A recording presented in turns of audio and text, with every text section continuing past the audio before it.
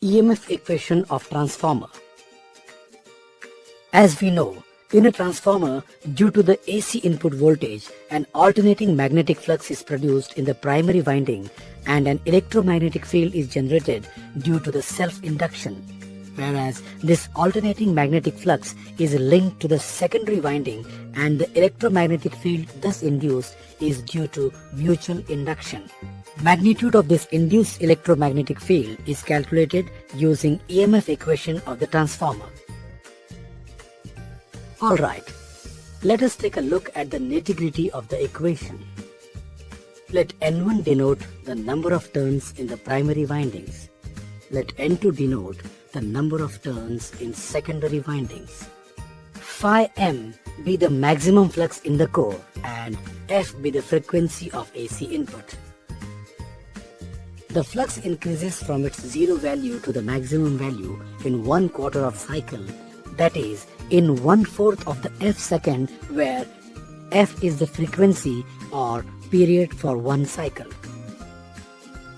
Then the average rate of change of flux will be calculated as phi m upon 1/4 of frequency F, that is 4F phi m Webers per second or volts.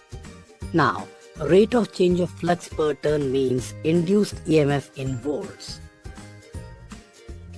Hence, average EMF upon turn is equal to 4F phi m volts.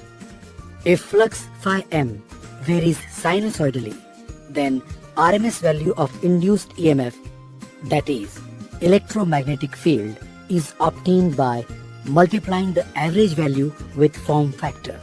Form factor is derived using RMS value upon average value is equal to 1.11.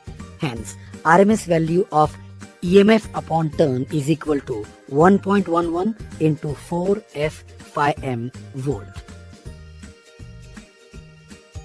Therefore, we can say that RMS value of the induced EMF in whole primary winding will be induced EMF upon turns multiplied by number of primary turns.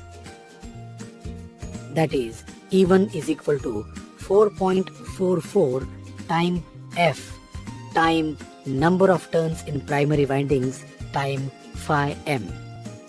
Similarly, the RMS value of induced EMF in the secondary winding will be E2 is equal to 4.44 time F time number of turns in secondary windings time phi m.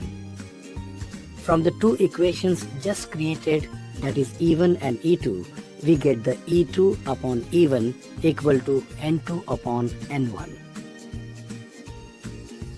Finally, let us take a look at the voltage transformation ratio denoted by the letter capital K. As we know, it is the constant of the proportionality as well. We just learned that the EMF equation of a transformer is E2 upon E1 equal to N2 upon N1. Let us consider that E2 upon E1 is equal to N2 upon N1 is equal to K. Can you explain what happens when K is greater than 1 or when K is less than 1? Yes, if K is greater than 1, the transformer will be a step-up transformer, and if K is less than 1, then the transformer will be a step-down transformer. Recap. In this lesson, you learnt how to derive the EMF equation for a single-phase transformer, calculate voltage and number of windings in primary and secondary coil using given formula, and the difference between a step-up transformer and a step-down transformer.